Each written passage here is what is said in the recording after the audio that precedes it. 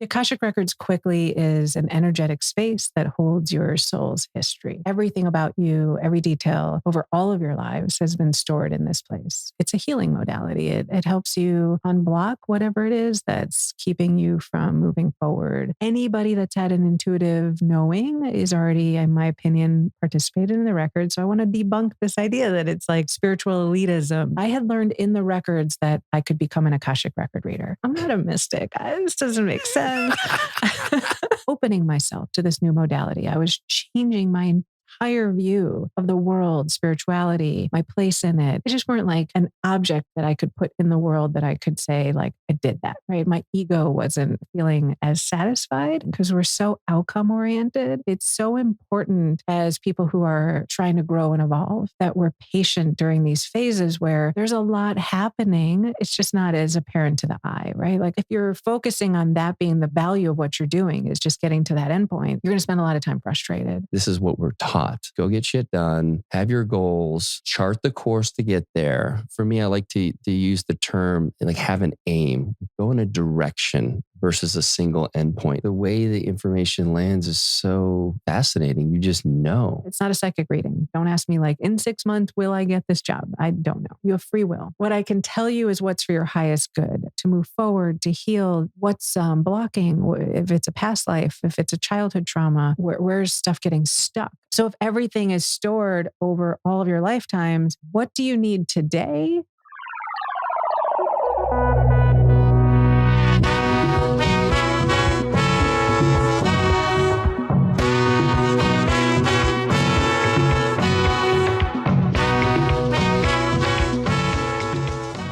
Yeah, so today we have my longtime friend Laura Coe from Chicago, who, as it turns out, was the second podcast I ever recorded. And it was, as I was telling you, it was 2.5 years ago. It wasn't the second one I released, but it was when I got my start. And I remember not being sure if I wanted to release that one or the other one that was my first podcast, because I felt like, I didn't know what I was doing. And I think I already told you about it. I had so much tension around, I don't want to sound like an idiot. And then when I listened to it, I was like, oh yeah, we were just having a conversation and it was fun and it was great. Yeah, it was awesome. I loved it. Yeah. So thank you for that, for being one of the first. And we'll circle back on some of the stuff we talked about there just to land it for people who maybe haven't listened to that episode, because it was 80 episodes ago. But I'd love for you to share a little bit about, how we came back together after all these years, because we met in the late 90s in Chicago and had a great group of friends that we were tight with. And then everyone kind of went their separate ways. People moved, other things happened. And then it was many, many years before you and I reconnected. Yeah. So I'd love for you to just kind of share that with everyone. Because it's such a special story. I mean, I was going through it again, right? I mean, for people who haven't listened to the other episode, I am somebody who has been a seeker, trying to go deeper into my own life, figure out who I am, what matters to me, and keep sort of evolving, I guess, right? And I had a podcast on authenticity. I was a coach, felt good writing this book. I was like, okay, this is it. And then it wasn't again, right? I had done what I wanted to do. I had said what I wanted to say. And I was like, oh God, this chapter is closing and I don't know what to do. I don't want to like reinvent again. But I, at least this time, had been through it and I knew to just trust the process. So I was in that, I was in the throes of it. I had discovered the Akashic Records. I was playing with them. I was journaling in them and I was really frustrated. And do you want to just give people a little context for Akashic Records? I mean, I've spoken about it a few times on the podcast, but I think it's very foreign for most people. Yeah, of course. Almost everybody. It's really interesting because it's such an ancient system and yet so few people, including myself, know about it. The Akashic Records quickly is an energetic space that holds your soul's history. So I'd like to think of it as like a cell phone, right? You go back 100 years, you drop cell phones off with people, they would think you're crazy. Like, what is this little black box that you can dial numbers into and actually talk to people. But if you were to drop them off a couple of 100 years ago, you'd be like, just trust me, this works.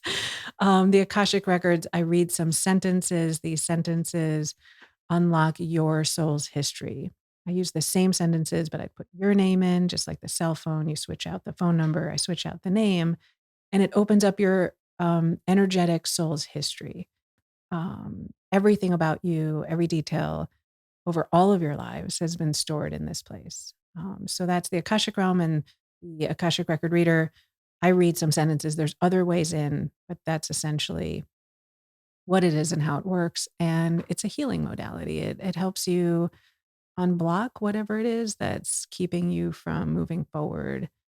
We all have that feeling like can't quite put my finger on something in my life that is stuck or grappling with, or this relationship that I'm cycling the same issues, the same dynamics, or my purpose. I like know I have one, but I can't quite figure out what it is.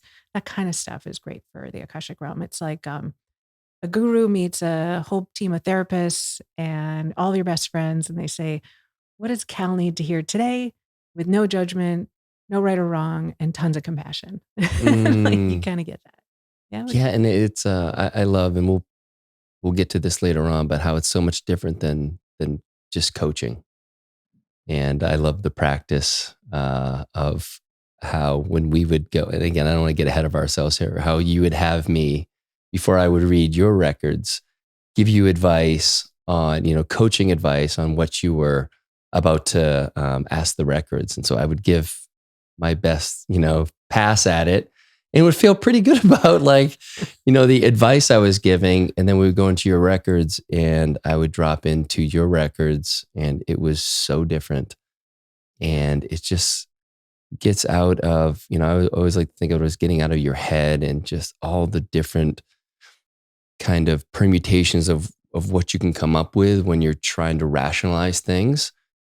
And it's just so simple.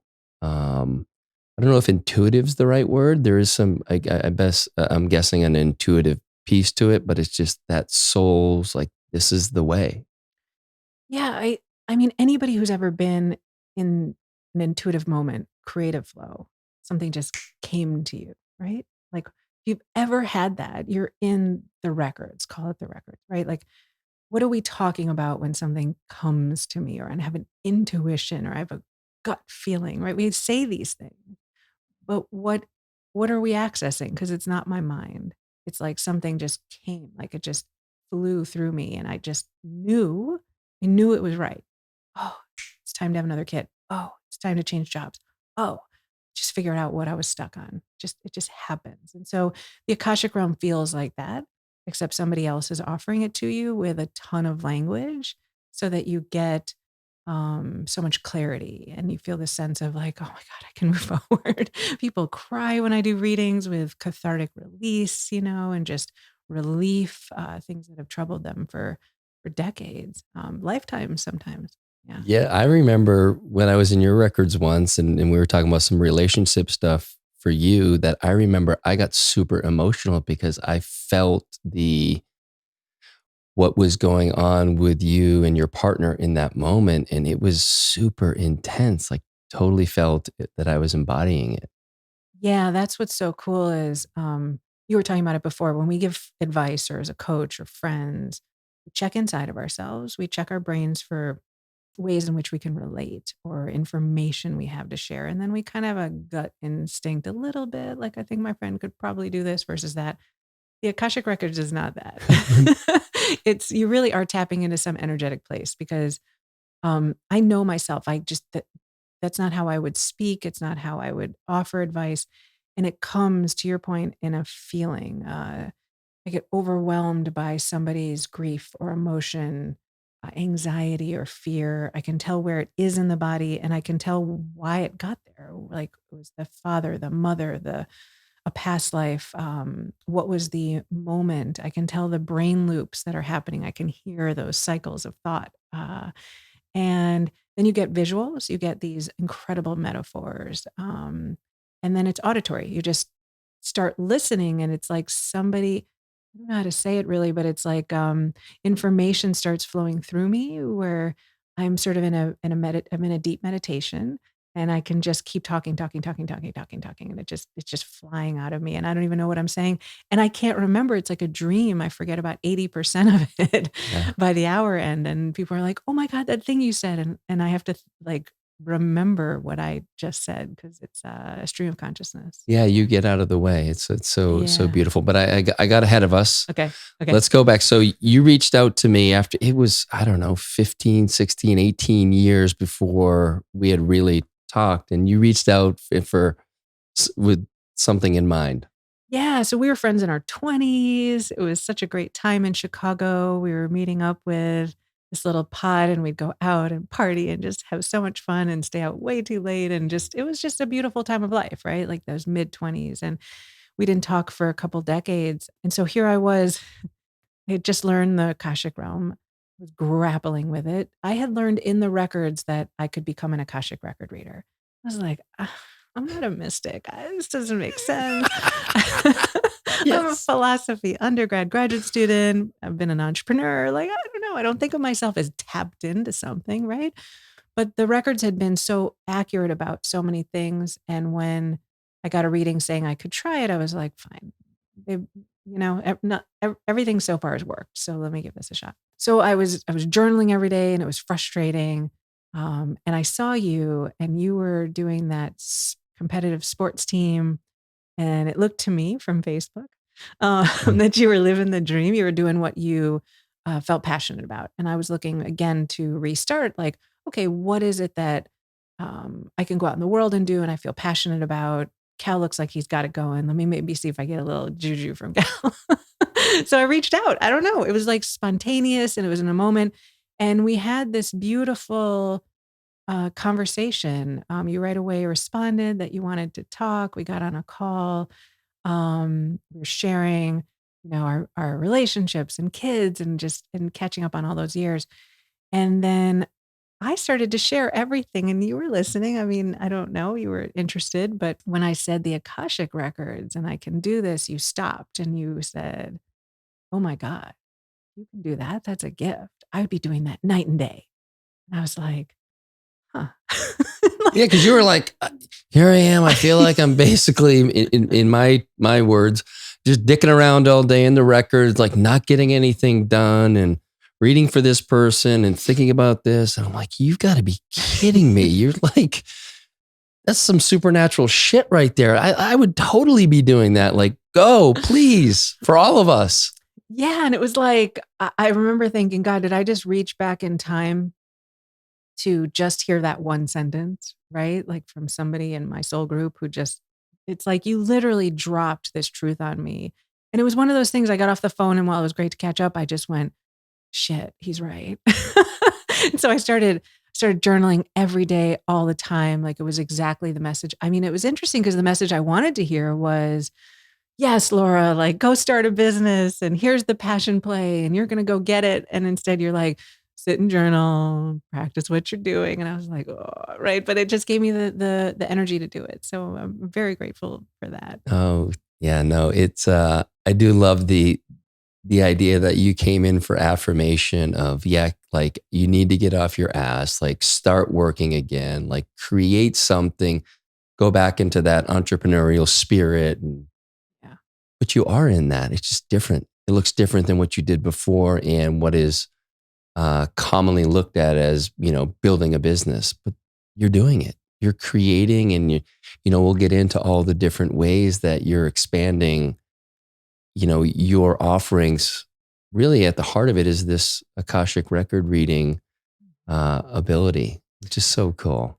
Yeah. And, Kel, it's like, I don't know how many times I have to go through this or coach other people, but until you can see the fruits of your labor, right? I think of that image of planting the seed, waiting for it to open, and then the green comes up and eventually the flower blooms, right? And it's like in our lives, until we see the flower, we're so frustrated. It's like nothing's happening because we're so outcome oriented. And I was in that phase again where I'm like, oh, right. Like I don't want to be in the planting phase. I don't want to wait and just water the soil. I don't want to seed a little bud. I want the damn flower, right? Like it just feels so much better.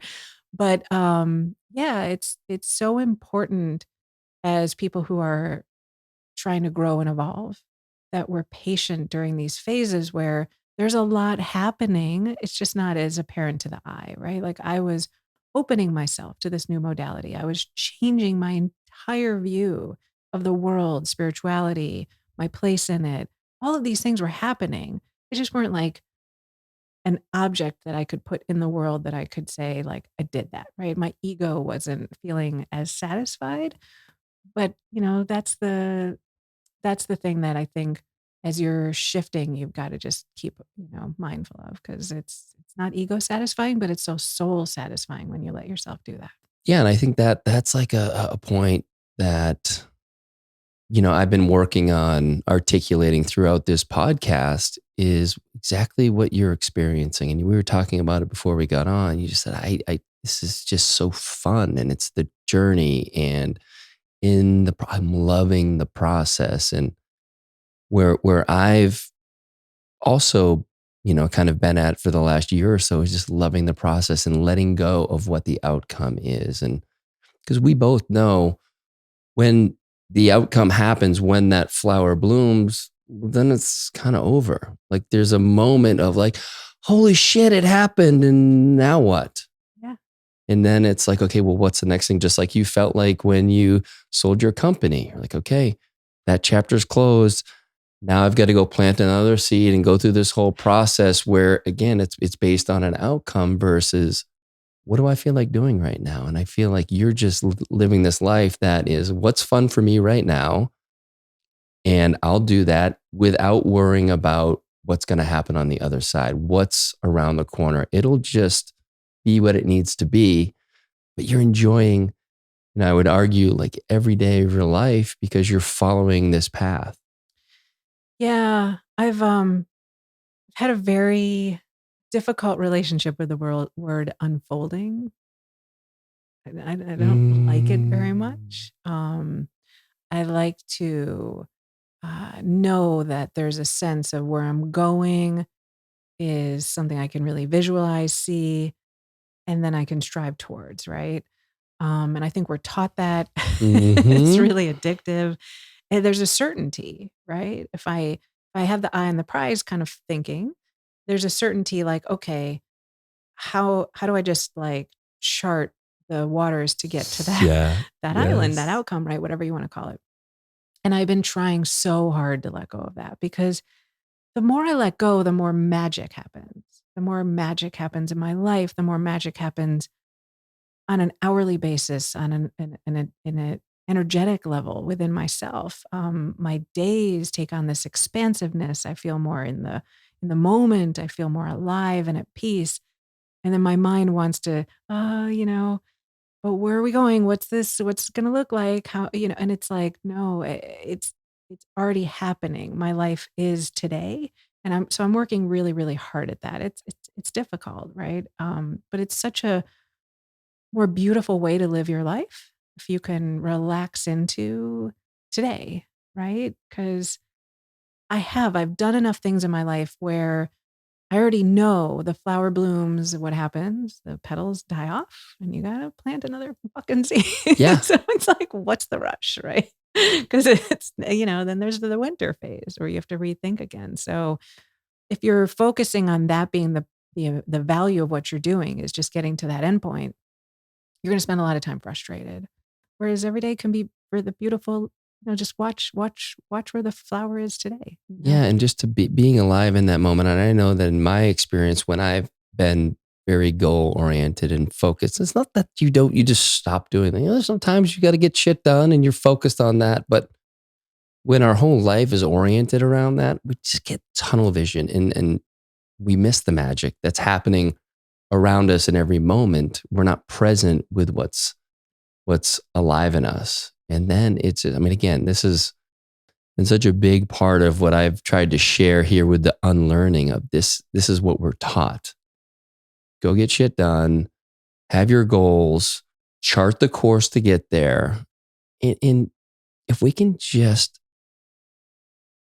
for me, I like to use the term like have an aim, like go in a direction versus a single endpoint. When I can, know that I want to create something in this space and then just allow the universe around me, whatever it is, to inform what the course is, and take it, as my friend Boyd likes to say, one track at a time, and just be patient with that and be in the process. And patience is something that I've really had to learn, and I think you as well. Hate it. And it's hate to patience. right. And then when we realize that, again, it's when we do hit that quote unquote outcome that we want, it's just so fleeting. It's over. And when we start to understand that when we look back in our lives, there's so many examples of maybe you're playing on a sports team and you want to, win the championship, and you win the championship and you're so excited, but the season's over. It was all about that journey to that game. Wow. I missed all that because I was so concerned about winning the championship. Well, yeah, because if you don't, then the whole thing wasn't worth it, is what we're taught, right? That's So right. you can't enjoy the process unless you know the outcome is really, whatever, successful in whatever way you define that, which is endless, right? And if it isn't, then I've wasted my time, right? And then patience, right? I wrote in the Akashic records about patience, and it was a rethink for me, an unlearn, a relearn. But it's you know, we think we're ready for things. We're not always, Mhm.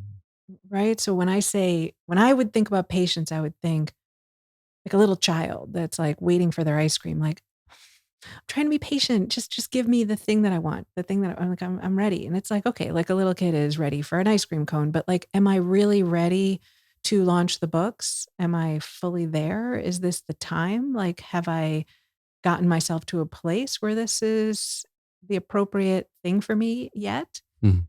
And so the way that it came through the Akashic realm is through fishing, right? And it's like you're sitting on the side of the shore and you just have the one little fishing pole and a ton of fish come in, you can't even get them home. So you need a boat, you need a whole crew.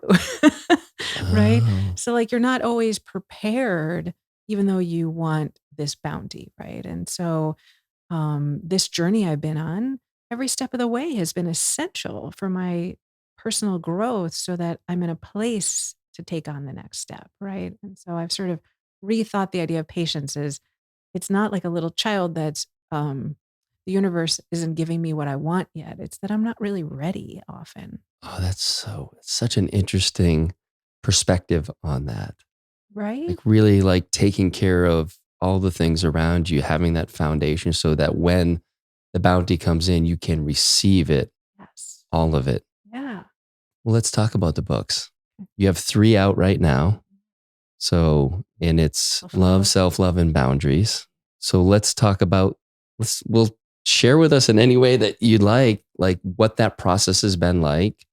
I know there are many more books to come. Like how has this all felt? Because it sounds fucking daunting. Oh my God.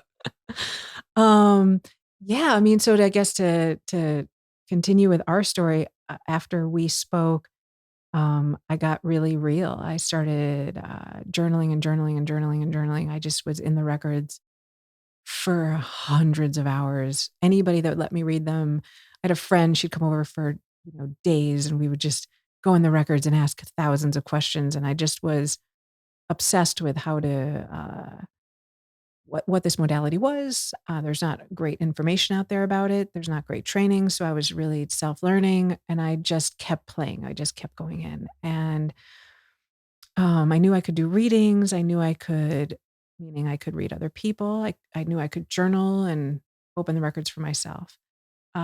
One day, my partner, she's my twin flame. We have a very complicated relationship. People who don't know what twin flames are, the idea is that we have soulmates. You have many, many, many soulmates that you reincarnate with, but you have one soul that's your other energetic half.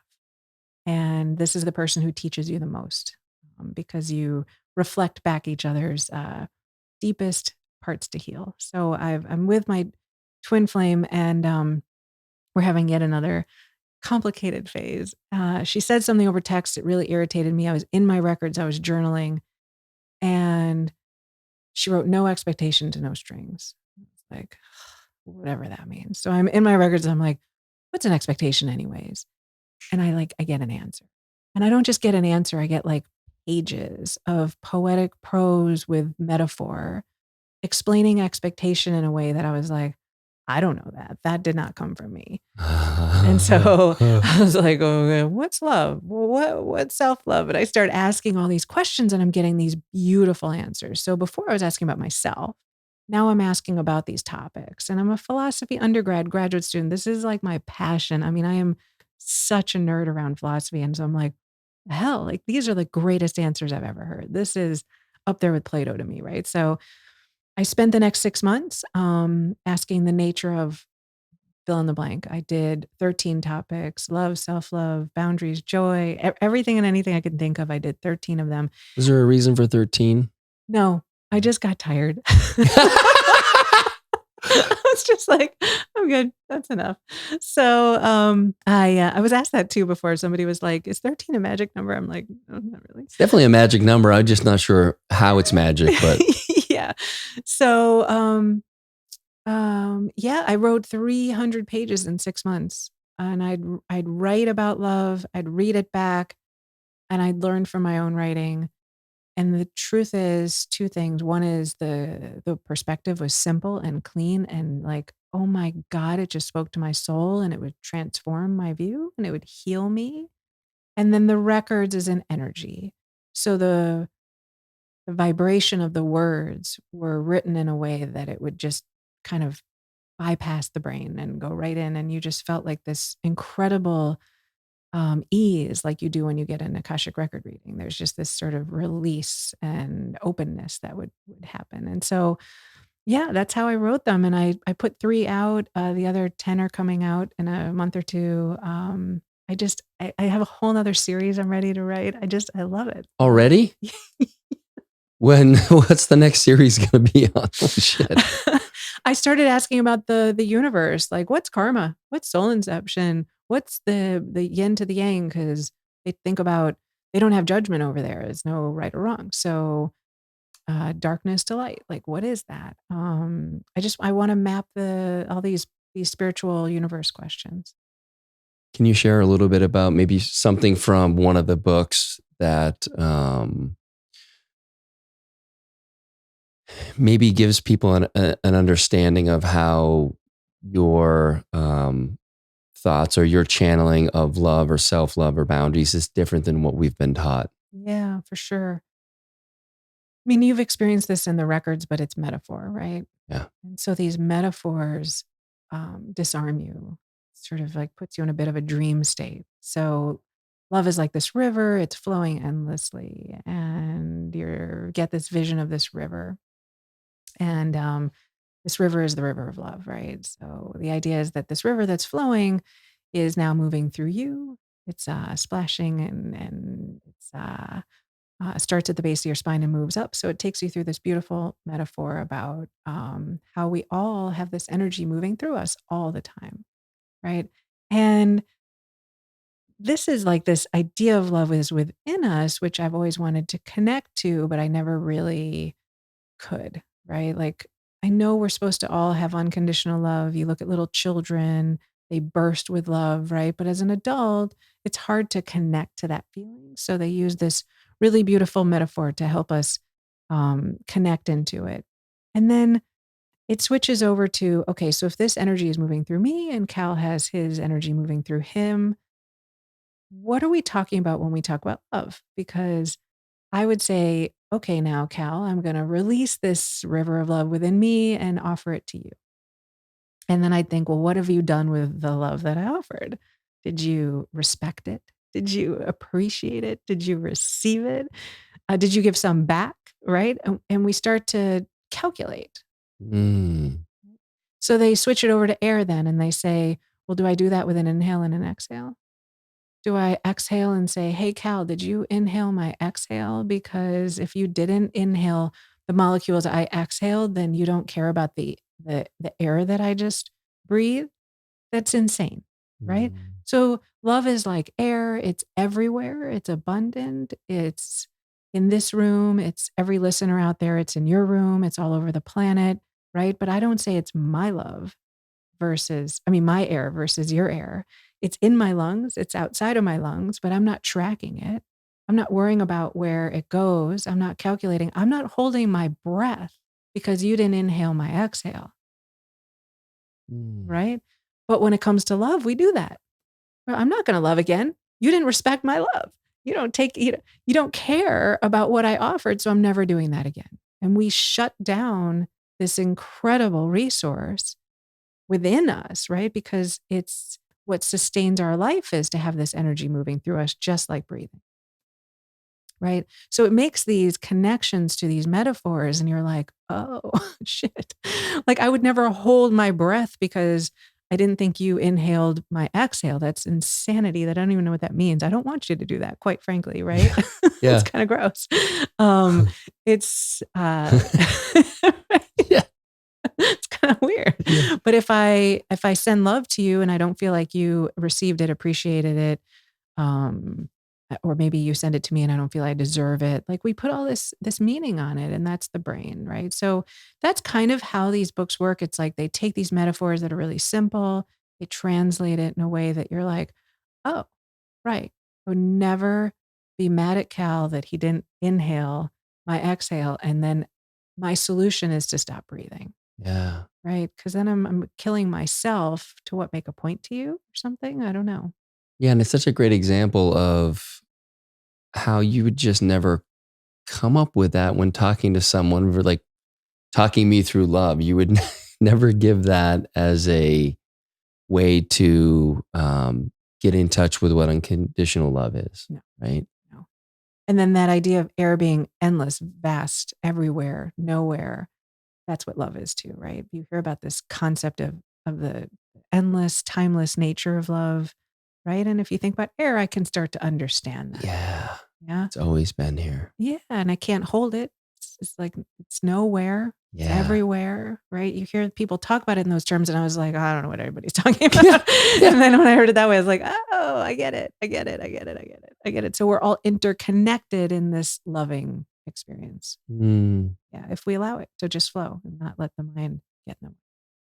Okay, so let's talk a little bit about boundaries because it's something that I would say within the last year have done a much better job with creating boundaries. And I have my thoughts about how that's come about. Part of it is just kind of going through my own work and understanding that the abundance that I create, that I feel like I'm a part of, is I'm deserving of it. And because of that, I've been able to have the boundaries of time and money and resources to be able to say no when I feel like someone is coming to me, trying to access my resources from a place of need and want. But I'm curious if you could share a little bit about some of this learning around boundaries. Yeah. Yeah, because that's the next question everybody asks, which is why I released it with the love one. Because well, wait a minute, but what about boundaries? I mean, there's bad people out there. Because that's a big one. Boundaries are hard for a lot of people. Yeah. I had to rewrite boundaries. The only one. Because I was like, I don't get it still. Really? Yeah. Yeah. Because it's like, what are we saying? Like, what is even a boundary? There's no such, I mean, I don't like literally have a wall that I put up or something, right? So what are we even talking about? Like the whole topic really confused me, and I worked on it really hard, and I had to rewrite it eventually. Here's my final like I got it moment. Um, so Cal, let's say that you are in a predicament, and I believe that you need my help. You need help. I've decided, okay, but you don't see yourself that way. So now I come to you and I say, Cal. So it gives the image of you, the way the boundary piece is set up. It's a person in a basement bound to a pole. And they're sitting there bound to a pole loosely with their arms behind their back.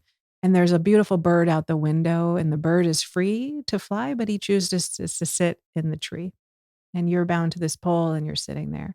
And I've decided that you are in fact bound to this pole. And I come and I'm like, hey, I've got this knife, but you don't think you are bound to a pole. You're like, I'm fine. I don't see any problem. And now I come and I keep pushing this knife and no, you need to cut the rope, but you don't see a rope. You're going to think I'm attacking you. Yeah. Oh, wow. Yeah. Yeah. Right? Yeah. I love the image of the knife too, because that definitely sets a different energetic when in the space. Right? Yeah. Yeah. And so why do I feel a need to help you see this limitation that I believe you have?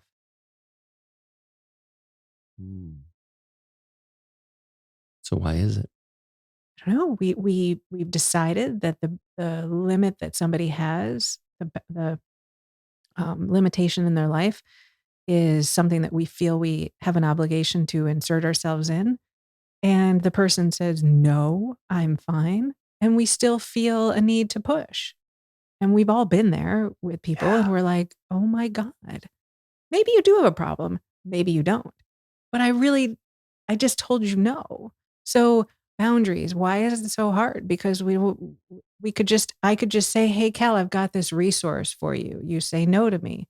Okay. Why isn't it that simple? Why do I have a need to keep pushing my solution into what I perceive to be your problem? And that's the key word. That's what I had to rewrite and rewrite and rewrite. How do I know that you have a problem? This is for you to decide. And we have so little context for what someone else is going through. Even ourselves, we just don't know all the, kind of the complications of why we're in a particular state. But I that totally resonates. Yeah. Trying to rescue, the rescuer energy. That was something that I struggled with for a while. And I would say have been able to let go of it. And the understanding that each of us is on our own journey in this moment. And maybe the lessons that I think you need to learn, again, like I really fucking know, but maybe you're not meant to learn it in this moment, in this lifetime. It's your journey. I have no idea what's going on. That's right. That's right.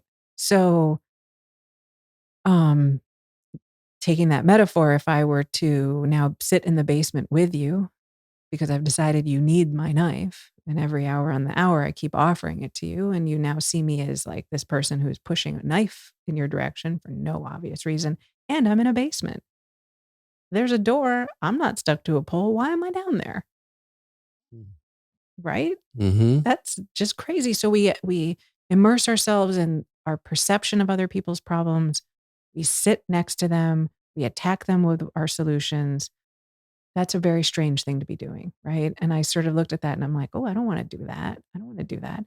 And then the opposite, you're not in a basement. You're out on that grassy field with the bird, enjoying a beautiful day, and somebody comes along and says, I see that you have an issue. You're like, no, I'm in fact fine, right? And the solution from the records was just like, pick up your blanket, move to a new grassy section, just move away, because I am fine. And sometimes people really believe that you have something going on and you don't, and they're blocking, in this metaphor, they're standing in a way that it's blocking the sun from your beautiful towel where you've decided to sit out in this grassy field. Just move to a new location, right? Again, why does it have to be so intense and serious? You can just say no, thank you, and move to a new space. But at least for myself, I would get so hung up that that wasn't an okay answer to just, I'm good, no, thank you, move away, and not think any more of it. So that simplicity is what kind of was elusive to me. Yeah, so I'm interested to go a little deeper into this part because I feel like in my, I guess, part of my interpretation is there are maybe people in your life that are stepping in without your kind of inviting them and convoluting what's going on and actually making you question when you are outside in a beautiful sunny day, making you question that in a way that I don't know if counterproductive is the right word, but their intentions are different, maybe. And is the idea that like remove those people from your life? Because that's how I'm interpreting it. Yeah. I mean, the only person that's here to deal or with your own limitations and ask for help is you. So if you find yourself, I mean, the end answer was if you find yourself bound to a pole and you see that your friend has a knife, take it.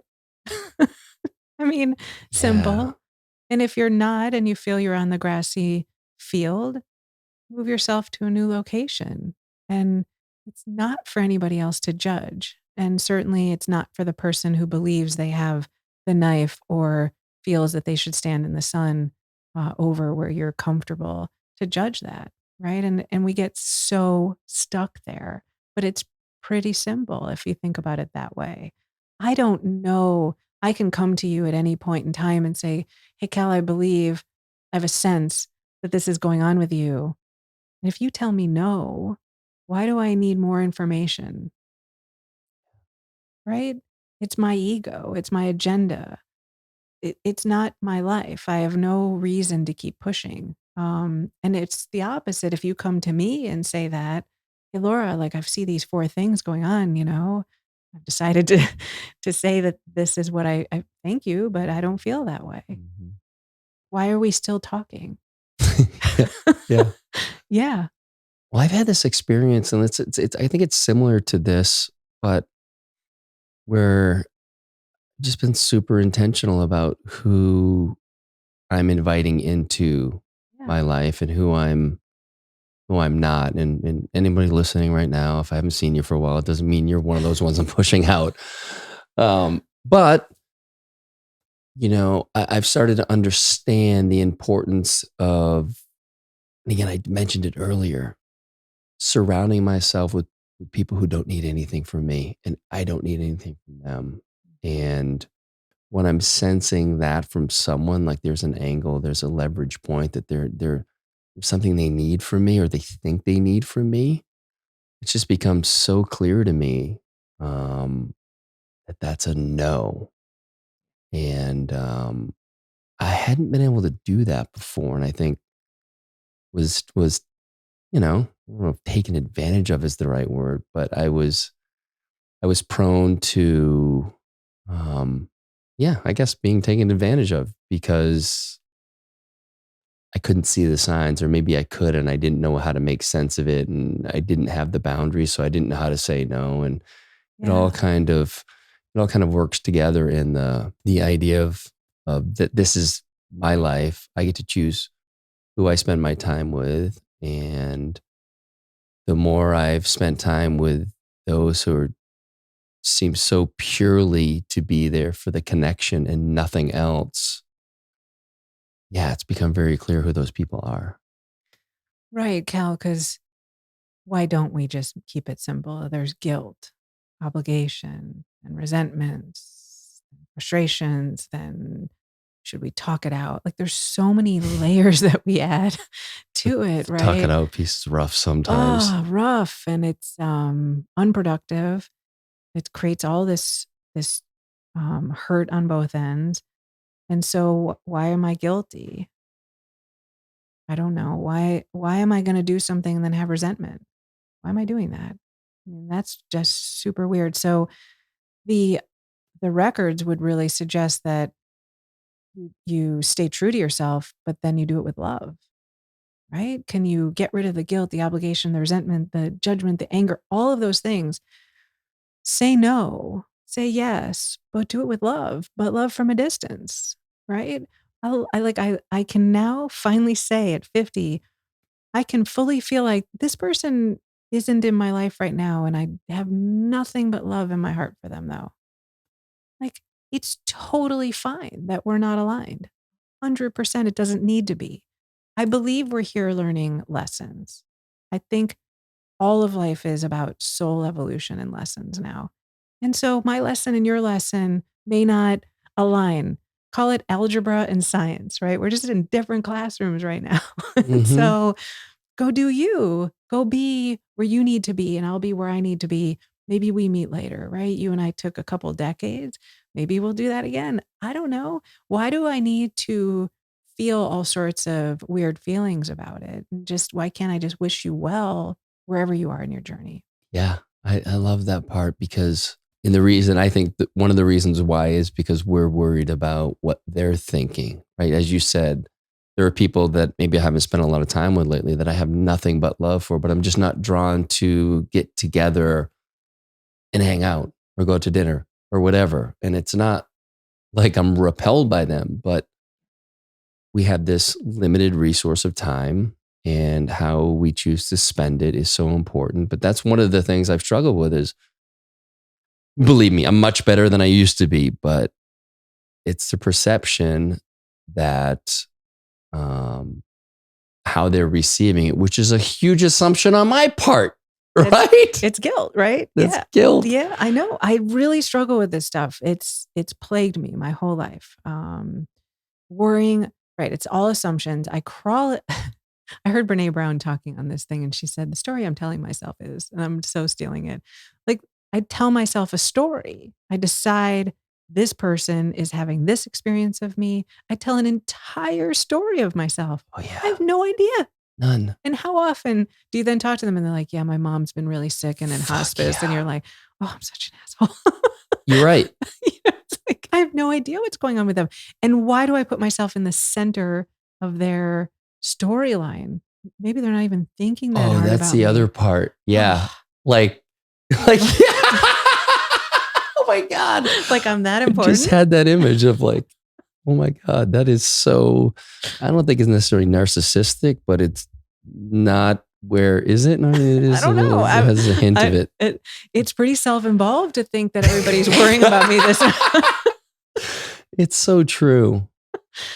right? So what if everybody's doing exactly what they need to be doing, even if they're harming themselves, even if they're taking actions that are just, I mean, years and years in the records now of seeing non-judgment, right? And no right or wrong. It's really helped me. I mean, my God, I hear these stories through there where I'm like, ooh, that's not the best. But there's no judgment. There's no right or wrong. People are where they are, exactly the way it needs to be for them to learn what they need to learn. And so who am I to say that's not the ripe environment for your soul growth, right?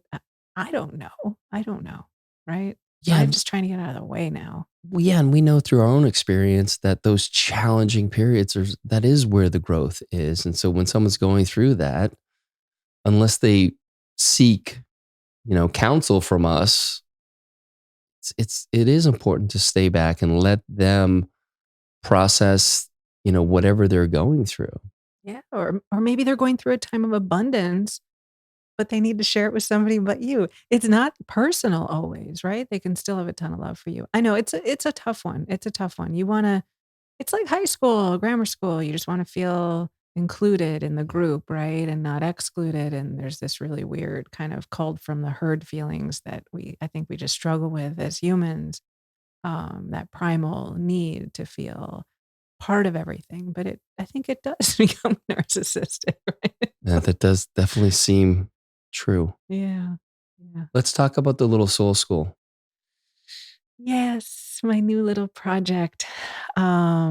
The Little Soul School. I wrote the books and I don't know, I was still curious, I started a little group of people. I'd go in the records as a community. We'd ask questions and I recorded it. And Like what kinds of questions? oh my God, like why do we need to be right in an argument? Ooh. Oof. But a lot of us could fucking really love to hear the answer to that. I was like, oh, raising my hand for that one. That's true, right? Why is judgment so hard? How can you heal a relationship? Anything you can think of, it's a Google search up there. Right? Anything you can think to ask, you get beautiful wisdom. So we were doing it and I was recording it and I was like, wow, people could really benefit from this. I wrote the books by asking questions and I'd ask a series of questions. I removed the questions and I made it into this poetic prose and it's one small little book, but I did the same thing on video. And I think some people may not want to read. They may just want to listen. So it's It's a library of Akashic wisdom, from, purpose to love to whatever, right? There's so many of them. And so I want to build out this repertoire. I mean, it's the Unlearn, your show, right? Like it's each of these topics, I keep realizing how I'm not in right relation to them. I don't understand them, and when I go through the records, I'm like, oh, it makes so much more sense. So it's a bunch of videos, and then I ran my first live series on purpose. So I'm going to keep doing that. We get together as a community over a handful of days, and we ask on one topic, and we just ask questions related to that. And then I'm going to teach the books in courses. Wow. Yeah. When's the next live event that you're going to be doing? Have you scheduled that yet? I haven't. I just finished this last one last week. So, but I think I'm going to do one every month. Okay. So if you sign up at the Little Soul School, it's a school for your soul, right? Like, Mm. Cal, we went to school for our brain, right? Anybody who has kids, it's heart centric to be a child, right? And then you go to school and we fill up your mind with information. We spend the whole time memorizing, learning, Ugh. so this is a school for your soul. Like, what are the things that I'm an authenticity coach. I was thinking about authenticity for a decade. And it really got me thinking, what the fuck am I talking about? What is authentic? What does that even mean? Like, point. Like, we all do this. We point to the center of our chest somewhere. We say, here, Mm. the authentic. There's nothing there. That's just my collarbone. So, what am I talking about? That's like a rib. We're talking about truth. We're talking about my truth versus your truth, right? Well, what's truth? It's not in my head. I'm not going to point here to authentic. I'm going to point somewhere around here. Well, that's my soul. It's like my Mm. essence. That's the energy of me, however you like to call it, right? So where's the school for that? Right. So that's what the Little Soul School is all about. Love it. And so I would love to share about, I want to go a little deeper into how you can teach people to get into their records. And through my experience, you and I worked together a lot. I did many readings for you. You did many more for me, but taught me how to do it. And that inspired me to ask you to be a part of the 2 Unlearn Experience masterminds that I did, which is so cool. So just so everyone knows, I ran a couple of masterminds, 2 8-week masterminds, and I would have different kind of experts on to teach a group of men some practices that maybe they knew a little bit about or had no experience with. It was certainly, I don't know that anyone really had any experience with the Akashic Records, but I had astrology on there. I had human design, and I had my friend Boyd come on to talk about tracking your life, and so did some cool stuff. But you would come on, and we did a call with the whole group, but we would pair the guys up. And well, I'd love for you to kind of explain what the process was like and what it was like for you to be a part of that, and maybe what surprised you about it. Well, I mean, for everybody listening, like Cal is like, I want to blow their minds. Check. It was hilarious because this was a bunch of guys that were just opening themselves up. Enneagram and different things like that were something you could Google search. They'd heard about. The Akashic Records was not. And of course, you gave them no insight into what they were walking into. So I worked in, there's 40 men in total, I think, through the 2 groups. And Mhm. I worked in pairs of 2. And these guys would walk in and I mean, they're investment bankers, athletes, like accountants, lawyers, not the kind of guys who are typically thinking about Akashic Records. And so these 2 guys would walk in and I'm like, do you know why you're here? They're like, no, no, not really, and they're just sweating. And then I'd say, well, I'm an Akashic record reader. And they're thinking, okay, well, we're going to get that done. And I'm like, and I'm going to teach you how to enter the Akashic realm. And they're like, no, no, no, no, no, no. And like, they're sweating, like they're literally sweating. And I'm like, do you believe you can do it? And they're like, no. And I was like, well, you can. Everybody who I've ever taught has done it. And They're like, I'm not going to be able to do it. Just dripping sweat. It was the cutest thing I've ever seen. But the short and long is, I don't think of myself as a mystic. I really don't. I'm not an intuitive. I don't walk in rooms and feel the room and people and all that stuff. Anybody that's had an intuitive knowing is already, in my opinion, participated in the record. So I want to debunk this idea that it's like spiritual elitism, that special people can do it. So I proceeded to teach these guys. And so they'd open each other's records and everybody did it. Everybody. And not only did they do it, but they would share this. So the records give you a vulnerable soul level truths about each other. And they would start dropping this information on each other. And these guys were brought to tears over and over and like dude tears, right? So they're like, oh, dude, like wiping And these it guys, away. just so everybody knows, a lot of these guys didn't know each other. So they would come in, we've met on Zoom, but they're in this, in this space with Laura. Like, I don't know, I'm about to give this guy, quote unquote, coaching advice or whatever. It's so like unsettling. Yeah. And I'm going to fuck it up. I'm going to be the guy who can't do it. Yeah, totally. And they all did it. And they were all so vulnerable and so available. And they really were like, this was transformational. Like they really couldn't believe that, quote unquote, they did it. Right. Yeah. So it was awesome. It was just like the most beautiful thing to participate in. And I think something about it coming from each other instead of from me made it even more vulnerable and more real for them. Like, okay, so there's this woman and she can access the Akashic realm. Fine. She told me some truths about my wife. Great. But it's like this dude just told me, a sacred story about my daughter and he doesn't even know me, right? Like it really hit home for them. It was beautiful. Yeah. It changed the course of many of these guys' lives, in particular, my buddy Steve, who I think Josh was reading for him. Not important, but Steve lives in Canada and he was talking about, I think Josh was like, this beach and the sun, and literally, and Steve's not like an impulsive guy at all, but within a month, they had found themselves in Hawaii, and then one thing led to another, and they bought property in Hawaii, and now Steven is one of my best friends and tells me all the time how grateful he is for sure, the whole Unlearn experience, but in particular, having you there to guide them through that, it literally changed his life because I don't know where we'd be had I not had that reading with Josh, who's never done it before. Like that's bananas. Fills my heart. He is living such an incredible life right now that is outside of what so many people in his community are doing. He's saying, you know what? I'm not going to be held down by what's going on now. And he's being very proactive in living a life that is on purpose.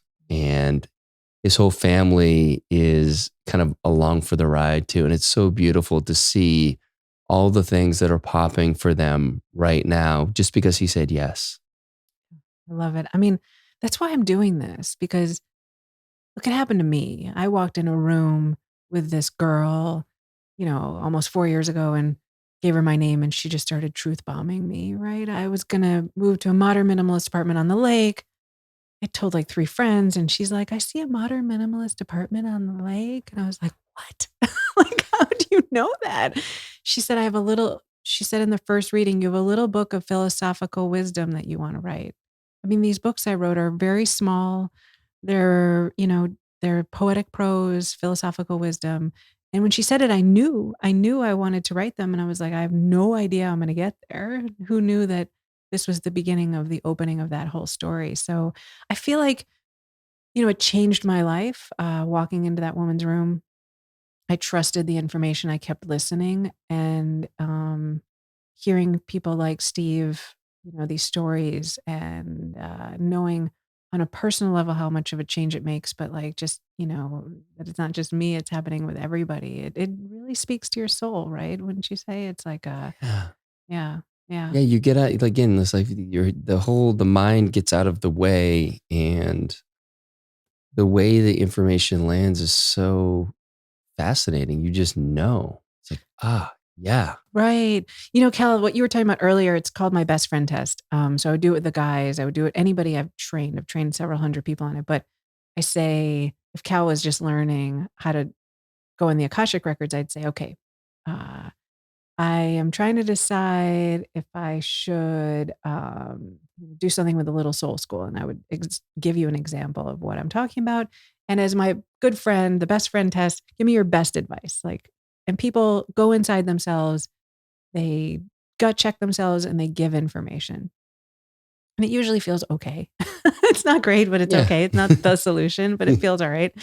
And then I have them open the records and I ask them the same question. And what I receive is like a knowing that this is accurate. And then I ask the person, in this case being you, which one felt more truthful, your best friend advice or your records advice? And they're always like, oh, yeah, records. I am sure that that's true. Right. So that's what's interesting too, is the person offering the information, you feel so confident about it.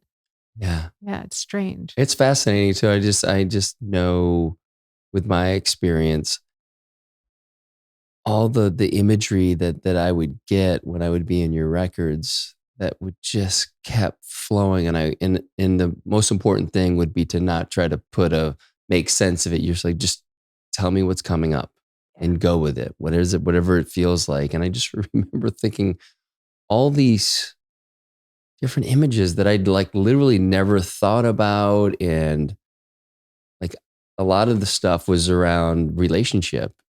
I never met Jackie, but the way I was describing different things was like, oh my God, that's so spot on. Like I have no fucking idea. Yeah. Yeah. And the metaphors are often handcrafted for the person. I was doing a reading and I'm talking about lava cake. You know what? Yeah. Yeah. So I'm talking about lava cake for 20 minutes. I mean, so the outside, I mean, it's good. It's good. The outside, it's good. But like when you open it, it's gushing on the table and it's like pouring, the chocolate's pouring, like, you know, that oozing chocolate, like that's the good stuff.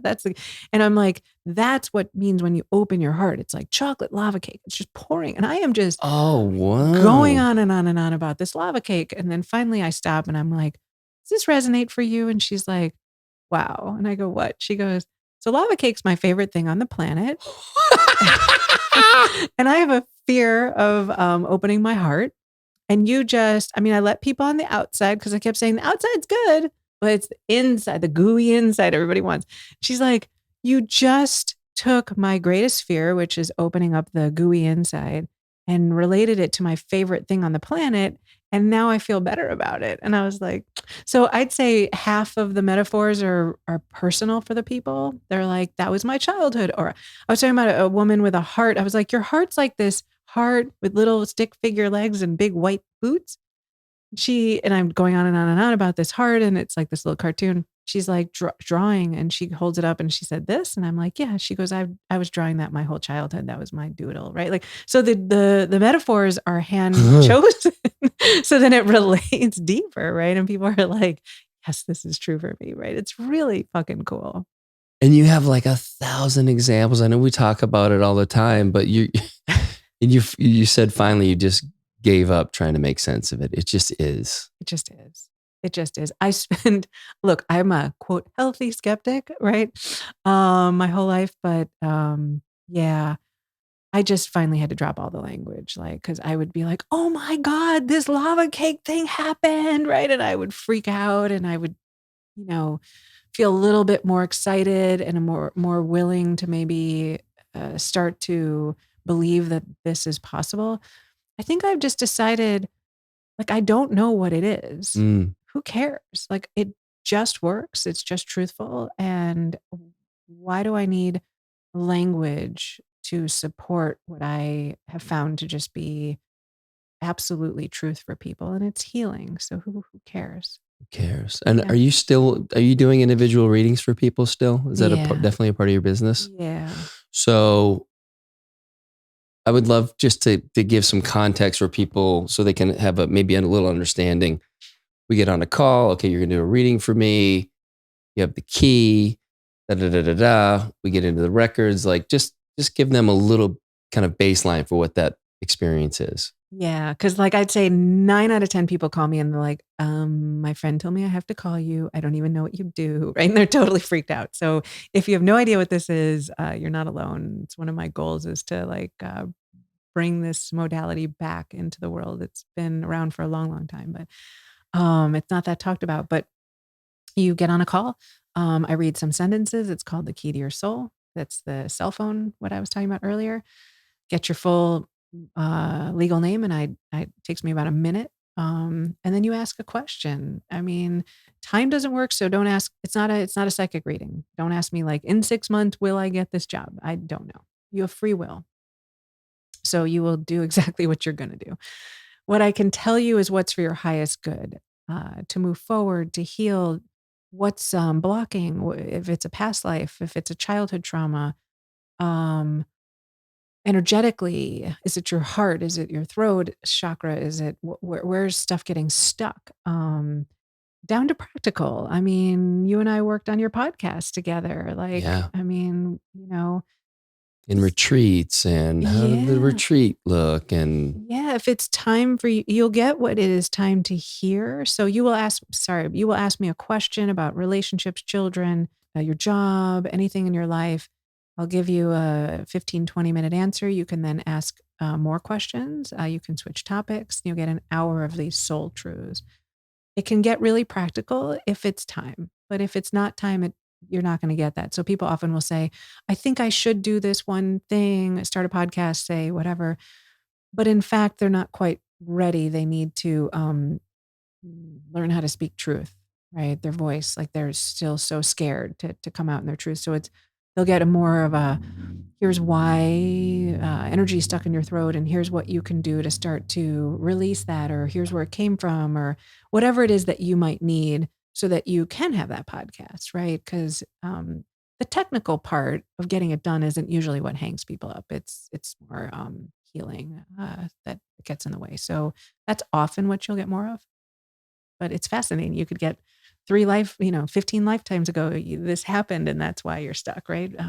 You had that cool stuff like you were some kind of warrior. oh yeah, I was like a general through all these past lifetimes, and yeah, it was the I think that the main part of it was like, look, you've always led this way, and that's worked, but now is the moment where you do tap into this feminine side. You just allow, and you be in a state of acceptance and stop trying to push everything. Just like, yeah. Yeah, you were always in perfect formation. Yeah. There was these war scenes with you, and you were leading, and everybody was in perfect formation, and it was life or death though if it didn't happen. And now it's about flow, right? Yeah. And it's no longer life or death. That was the other thing. It's like, bro, you're good. Like, Yeah. breathe. Yeah, but that's a big challenge to move from structured like that to flow, right? So that's where you were. Yeah. Okay, so let's talk about how people can find you, the offerings, what's available. Yeah, lauraco.com is my website. The Little Soul School is littlesoul.school. And the books are on Amazon. They're on both of the websites. You can sign up for the Little Soul School. It's a subscription model, and get those videos. And then if you want to learn how to read the Akashic Records, I have a free offering. Anybody can do it because I believe everybody can. That's at the Little Soul School as well. And then if you sign up, you'll hear about the live events and these courses I'm going to be teaching. Awesome. And you're going to relaunch your podcast. Yeah. Oh, thank you. Yes. The Art of Authenticity. Cal's coming back on. That's right. Yeah. No, I'm relaunching. And I've been talking about the intersection of success and authenticity, what it means to live a life that feels successful and authentic on your own terms. And I've been doing that for a couple of years, or for many years on the podcast, but I kind of want to dive deeper, like really talk to people about, um, I don't know, like this sort of soulful level stuff, a little more the deeper stuff, not just here's my 10 steps for success, or like this is what authenticity means on a generic sense. I want people to really push into that idea a little bit more. Have you thought about, like, so I come on the podcast before I do, like, you do a reading maybe there's something like today's, Cal wanted to know about my guest wanted to know about this in their life, and almost in give the best friend, kind of answer of what you gave and then what the readings were. I mean, it might be interesting. Yeah, I don't know. I love that. I haven't even thought about it. Are you truth bombing me again? Is this going to be like Perhaps? I mean, it would definitely give you a completely different angle to do that, but also just really almost, I mean, it's not quite in real time because it happens before. Or maybe you could actually even do the reading. I don't know if that's interesting for people. If you would actually do a reading for the guest in real time, you could certainly edit it however you'd want to. But yeah, I don't know. Maybe we need to play with this a little bit off the line here. But I just think it would be super cool because being in the experience many times with you, it still always fucking blows my mind. Wow. Yeah. It's so rich in the wisdom. Right. Right.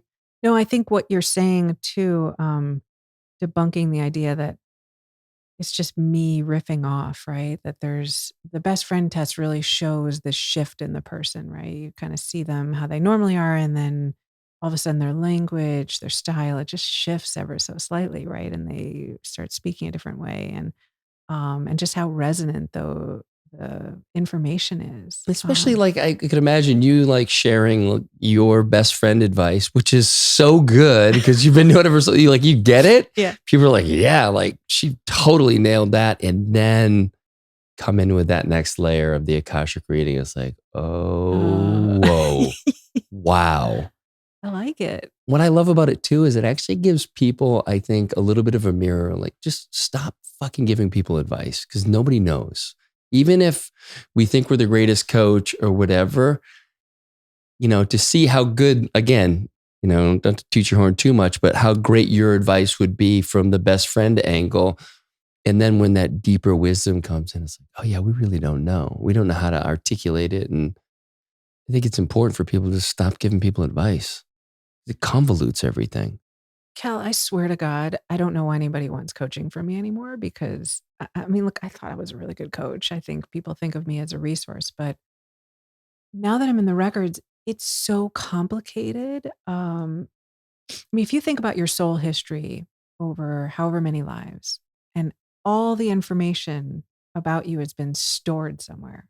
I mean, I found a credit card, I found a wallet, right? That's right. I mean, what does that fucking mean? So my friend called me and was like, "Hey, I lost my wallet." And I was like, "I'm not a party trick. I can't find it." Like that's not a thing. And so she's like, "Please, I'm desperate." So I went and I checked it out, and in this big ball of clothing, I saw the wallet stuffed in, and it went in this hamper. And she went and found it there, right? And so then Jackie, who I was seeing, was lost her credit card a week later, and she's like, "Babe, I lost my credit card." And I'm like, I'm not a party trick. I don't want to do this. Anyways, there's the credit card. It's pushed between the glove compartment and the chair. I was like, "You got to move the chair. It's really stuffed in there." She takes a photo. It's like, in fact, just dropped right there, right? But what dawned on me is that credit card fell out of Jackie's pocket. Say, she has no memory of it. So I'm not tapping into your unconscious mind. Oh, yeah. Right? Yes. So what the fuck? Like everything you're doing is being stored. Everything, right? Including dropping a credit card that you don't even know you dropped. Yeah, we're not talking about just stored by Google and Facebook and those motherfuckers. It's like stored on a different level. Yeah. I asked once, where is it stored? They said refractoring light beams. I was like, okay, enough for me. I'm good. I don't know what you're talking about. So if everything is stored over all of your lifetimes, what do you need today? Literally to think about your marriage, to think about your career, to think about your relationships with your kids, or whatever it is in your life. As if I could understand your soul's history to that degree, right? Like that's really, really so powerful for me to think about. And what would heal you today? Not, this is what I think is the problem for friends is we might see the end result that we believe in with our friends. So we're sort of pushing towards this perfected version of them. Like, right, if you could just do this one thing. I mean, I'm so guilty of it. I'm like, oh my God, you have that friend that repeats and repeats the same thing. And you're like, just just leave the marriage. Just do it, you know. But that's not where they are. It's not that simple. It's like they're learning these little lessons as they go, or maybe part of their lesson is staying in its forgiveness and you don't even know that, right? It's not really about them leaving, or maybe it's just standing up for themselves is the whole thing. I mean, it's so much more complicated than what I've realized I would say. Yeah. Yeah. Yeah. Or they've got some trauma from some past life. I read for a friend who's got a 3-year-old kid and he's like tearing his hair out. And this kid was a tribal leader in a past life. And he just wants a break the first half of his current life.